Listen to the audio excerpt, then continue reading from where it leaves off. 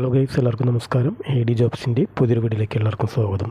നമ്മളൊക്കെ നോർമലി ഒരു ജോബ് നോക്കുമ്പോൾ ഗവൺമെൻറ് ജോബ് ഉണ്ടോ, ഗവൺമെൻറ് ജോബ് കിട്ടുമോ എന്നൊക്കെ കൂടുതൽ നോക്കാറുണ്ട്. കാരണം അത് കിട്ടിക്കഴിഞ്ഞാൽ ലൈഫ് സെറ്റായി എന്നുള്ളൊക്കെ ചിന്തകളാണ്. അപ്പോൾ അതിനു വേണ്ടി ഒരുപാട് കഷ്ടപ്പെടുന്ന ഒരുപാട് ആൾക്കാരൊക്കെ ഉണ്ട്. അപ്പോൾ അവർക്കൊക്കെ നല്ലൊരു അവസരമാണ് വന്നിട്ടുള്ളത്. ഇന്ത്യൻ പോസ്റ്റ് ഓഫീസിൽ 44,228 ഒഴിവുകളാണ് വിളിച്ചിട്ടുള്ളത്. അപ്പോൾ കേരളത്തിൽ മാത്രം 2,433 ഒഴിവുകളുണ്ട്.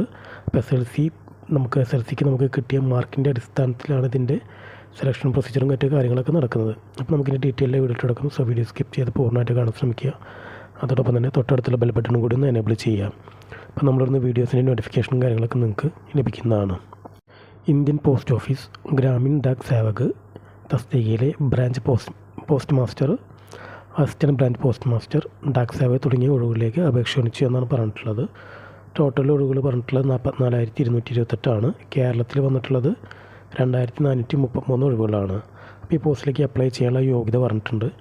10ാം ക്ലാസ് പാസ്സാവണം, ഇംഗ്ലീഷും മാത്സും പഠിച്ചിരിക്കണം, അതായത് ഗണിതവും പഠിച്ചിരിക്കണം, പ്രാദേശിക ഭാഷ പഠിച്ചിരിക്കണം, അതായത് നമ്മുടെ ലോക്കൽ ലാംഗ്വേജായ മലയാളം അറിഞ്ഞിരിക്കണം, കമ്പ്യൂട്ടർ നോളജ് ഉണ്ടാവണം, സൈക്ലിംഗ് പരിജ്ഞാനം വേണം എന്നാണ് പറഞ്ഞിട്ടുള്ളത്. ഏജ് ലിമിറ്റ് 18 വയസ്സ് മുതൽ 40 വയസ്സ് വരെയാണ്. ഗവൺമെൻറ് റൂൾസ് പ്രകാരമുള്ള ഏജ് റിലാക്സേഷൻ മറ്റു കാര്യങ്ങളുണ്ട്. പിന്നെ ഈ പോസ്റ്റിലേക്കുള്ള സാലറി സ്കെയിൽ പറയുന്നുണ്ട്. ബ്രാഞ്ച് പോസ്റ്റ് മാസ്റ്റർ എന്ന പോസ്റ്റിലേക്ക് 12,000 മുതൽ 29,350 രൂപയാണ്. അസിസ്റ്റൻറ്റ് ബ്രാഞ്ച് പോസ്റ്റ് മാസ്റ്റർ 16,000 മുതൽ 24,470 രൂപയാണ് പറഞ്ഞിട്ടുള്ളത്.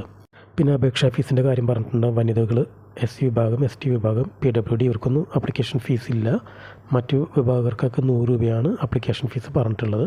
പിന്നെ ഇതിൻ്റെ സെലക്ഷൻ പ്രൊസീജിയർ പറഞ്ഞിട്ടുള്ളത് 10ാം ക്ലാസ്സിലെ മാർക്ക് അല്ലെങ്കിൽ ഗ്രേഡിൻ്റെ അടിസ്ഥാനത്തിലായിരിക്കും മെറിറ്റ് ലിസ്റ്റ് ഉണ്ടാക്കാമെന്നാണ് പറഞ്ഞിട്ടുള്ളത്. അപ്പോൾ ഈ പോസ്റ്റിലേക്കൊക്കെ അപേക്ഷിക്കാനുള്ള ലാസ്റ്റ് ഡേറ്റ് പറഞ്ഞിട്ടുള്ളത് ഓഗസ്റ്റ് 5 അപ്പോൾ എത്രയും പെട്ടെന്ന് താല്പര്യമുള്ള ഉദ്യോഗാർത്ഥികൾ നോട്ടിഫിക്കേഷനൊക്കെ വായിച്ച് നോക്കി മനസ്സിലാക്കി അപ്ലൈ ചെയ്യുക.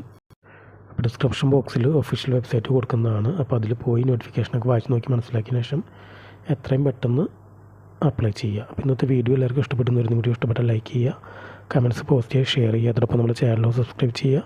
ഇന്നത്തെ വീഡിയോ കണ്ട എല്ലാ കൂട്ടുകാർക്കും നന്ദി.